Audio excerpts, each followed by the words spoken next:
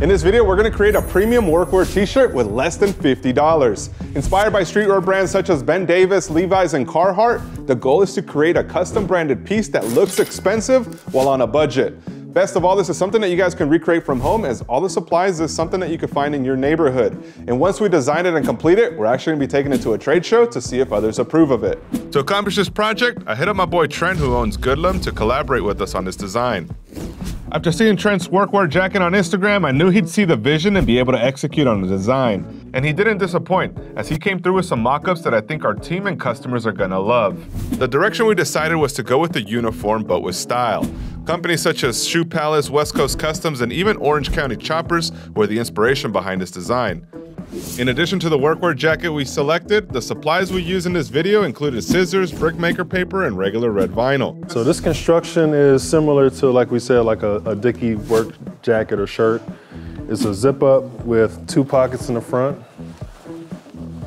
So full zip in the front, 2 pockets, and then it has a small pocket, little utility pocket on the left sleeve. When it comes to selecting the proper size that you should wear, since this is a workwear shirt and I'm planning to wear hoodies or other products underneath it, I went with 1 size larger. So now we've chosen the size of the jacket, the next thing is to actually alter it. So this is obviously a long sleeve jacket. We're gonna wanna cut it to the sleeve to make it more like a work type of shirt. Trent's gonna give us some tips on what you should do to measure properly so you don't have one sleeve bigger than the other or something. So first you figure out where you want to cut it, then you mark it with a pencil, and then we're going to take it off and we're going to make a measurement to the other side. So now I laid this out flat. We can see the mark that we made with the graphite pencil. I try to cut it at a right angle because how it's constructed, the top of the sleeve should have that straight edge, but the bottom is kind of curved. If you look at a sleeve, have you ever seen a flat sleeve cut? It has that curve to it, and then it has its 2 straight edges. So the top of the sleeve is going to be my guide to make a right angle cut. So are we doing geometry now? Is that what you're saying? We are. We're doing some geometry, guys. This is a right angle. I failed my geometry, bro. I got like a Remember 90 degrees, right? Right angle, 90 degrees. Yeah, right? That's what it is? Like a corner, yeah. Just corner. Like a corner. Corner, guys. You gotta corner it. So I make the straight edge here, and then I match up the edge of the fabric to this line, and it makes a right angle cut right there. Don't do the left angle, do the right angle. You passed geometry. I did. Algebra, no. I did not pass algebra. So now you want to have some really sharp shears. I squeeze both the fabric and I kind of like slowly squeeze the scissors so they bite.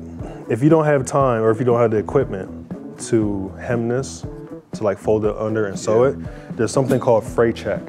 So there's this, it's kind of like a thick liquid that you would drop onto here and it would soak into the fabric and it would stop it from fraying. Really? It's being very detailed right now.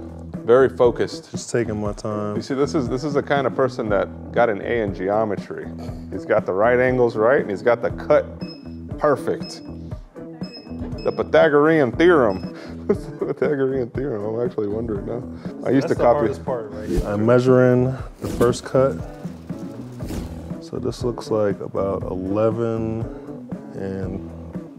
3/4. Yeah, exactly. After measuring the first length, we use the dimensions to copy it and create a cut to match on the other sleeve. So here goes the hard part, overlapping fabric.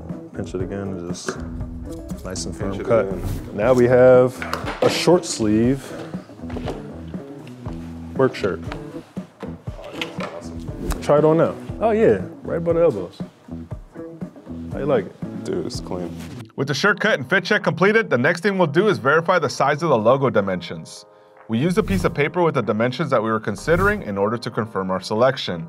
So right now we're doing the extra large. Because we have this design here, guys, so if you're looking at this computer, we're going really wide on it, so we're like trying to really go from the top all the way down. And this shoulder to shoulder is exactly 20 inches.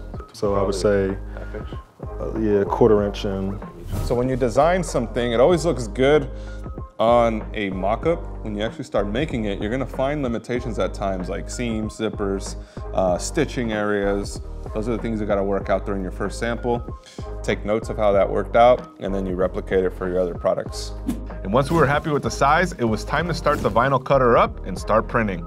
Now, since our logo has nice little tile effects, we're gonna give it some more room at the top, and then we're actually gonna export this file as an SVG in order to work best with the cutting software. The key difference between a cutter like the Romeo versus a Cricut is really just the speed and the force. Now, this cutter was designed to be a hybrid between a professional cutter, but have the simplicity of a home use model.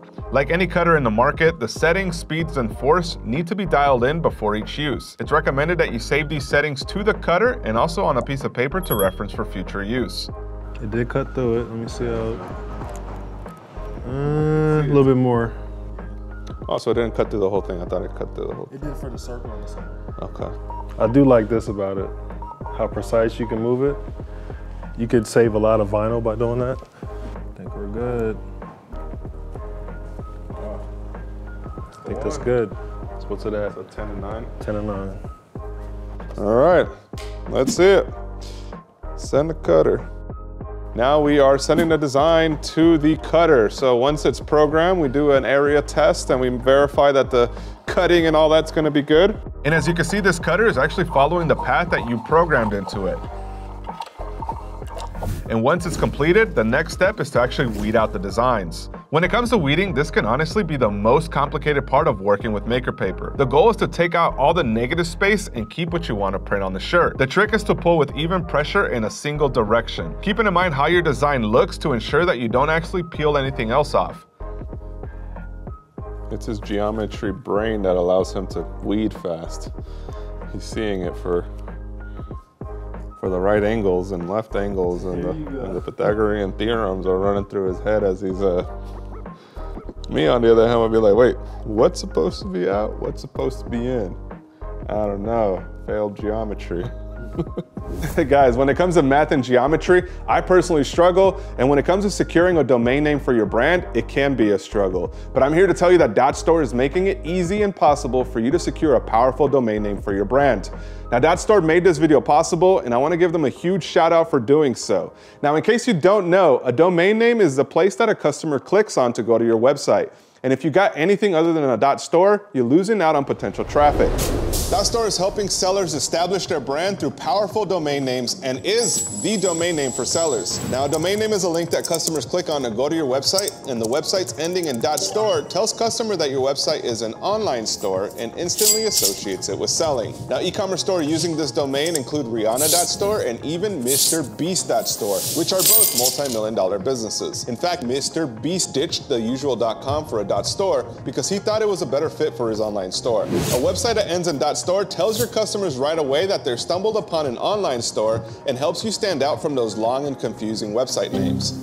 You should consider using a .store in order to sell more, because in a unique 12-month-long study, data conclusively proved that a .store domain allowed you to sell more. Now, this study showed that websites on a .store domain got 87% more traffic, because seeing a .store in a website link instantly tells users that they can buy from you, which means more traffic, more sales, and leads to more money in your bank account. Now, an online store on a .store domain also gets double the visibility, and if all this were not enough, you also get 12% lesser cost per conversion when you're running ads. It's almost like it pays to be on a .store domain. Now, you can grab your store domain from Shopify, Namecheap, GoDaddy, or you can head to the link in the description and use my coupon code to snag your store domain name for just 99 cents for the first year. Now, head on over to the link in the description and use code JSTORE at checkout to get this offer. And once you've got a store domain, I've worked with the team there to cook up some amazing discounts for you that we put together in a starter pack. Now, anyone can access the deals we put together for free, but by owning a store domain name, you get higher, more exclusive discounts to essential services such as Suna, MailChimp, Vistaprint, and many others. And now that you know about these discounts, let's head back to the video. And now that we have our first cutout, since we're making these jackets for the team, we're gonna measure the rest of the designs out and cut them all out at the same time. While I'm doing this, Trent is aligning all the artwork on the jacket before starting to press. Now look guys, I know that this can look intimidating, but keep in mind you can start with more simple designs before moving up to do these complex projects. We created this video to inspire you, not to put you down. Okay, so now we are prepping all of the art together, so we're putting it on the garments. What Trent's doing right now is he's, since we want to spread it across the entire back, he's customizing it. I am scoring the back of the transfer sheet along the seam of the back of the collar so I can cut the excess vinyl off right at this line. Now that Trent has made his marks, next thing he's gonna do is cut it out where it was folded. Now look, these little details take time, but it really is a difference between a quality end product and that looks like you made it from home comment from somebody that you know. He wants these pieces to look as close to cut and sew as possible, so going right up to the seam is gonna be the goal. This would be ideal to use one of those smaller hand presses, so you can really get into the nooks and crannies of the design right here, into the seam. But we got a challenge, right? We don't have the small press here. So how do you think we're gonna pull it off? So I was explaining a little bit earlier, I have to press this in sections because one, the whole thing won't fit on the plait, and two, how I'm trying to get it to look, I would need to really be accurate with the press on either side of the shoulders. So I'm gonna press the most surface area first to kind of hold everything in place. So once I press all of this, I feel more comfortable moving the garment and then adjusting like this shoulder and then the collar. Now that we finalized the approach, it's time to get to pressing. For this project, we use firm pressure in 300 degrees for 10 seconds. And after laying down this non-stick sheet, we're good to go. With a successful first press, it's time to adjust the shirt over and hit it again. With intricate designs comes complex heat pressing. We gotta hit these angles carefully as the vinyl sits right outside the fold. To accomplish this, we're gonna be using a pillow at the edges, which is actually gonna raise the vinyl up so the heat can properly transfer. And for the hard to reach spots, we use a heat press like an iron. And just give it a nice little bit of pressure. So this is not recommended for anybody that isn't press certified. This is not beginners, for beginners. It's an advanced. You need parent supervision to even work a press. Must be 18 or over. Peel it off slowly.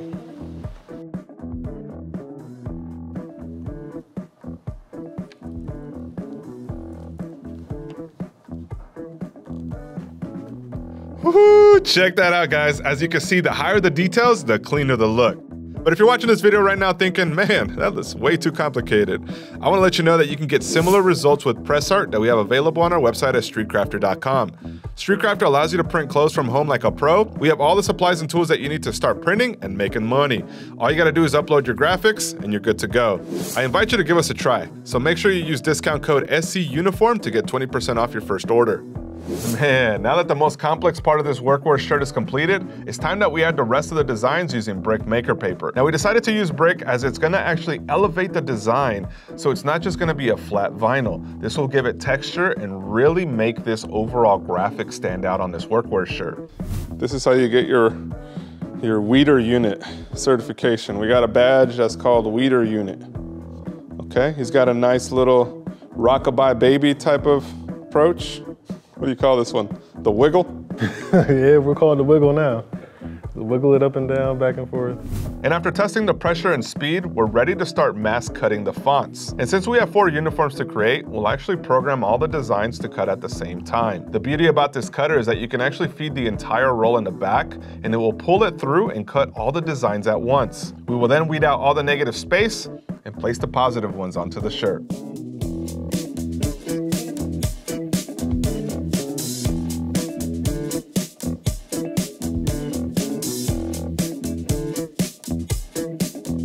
Old table, hot vinyl. The tape sticks better than anything else. No marks from the tape.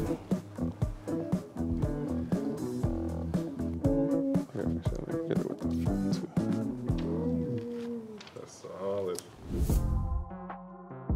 There it is, guys. You guys just got the first look into the products we made. And to be honest, guys, this took a while because we're working with a little bit of different materials, and we created this design back here, which definitely is detailed, and you got to pay attention to it the first few that you do. So, Trent, appreciate you for coming in, man. You're always a pleasure. You're always blessing everyone with your knowledge, education. Good, Thank you, brother. Kill it at this expo. At the show, we had a chance to finally wear the uniforms that we created, and we were swamped with traffic all 4 days. And best of all, we had a lot of compliments about this design. We even had somebody try to steal the t-shirt we made. So I would say that the little details that we put into this, although they were super time consuming, made this a massive hit.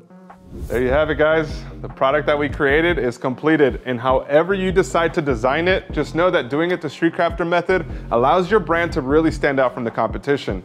The design choices that we had really elevated it and made people wonder, where can I buy it? So make sure you guys consider doing some of these unique touches and hits on your next product.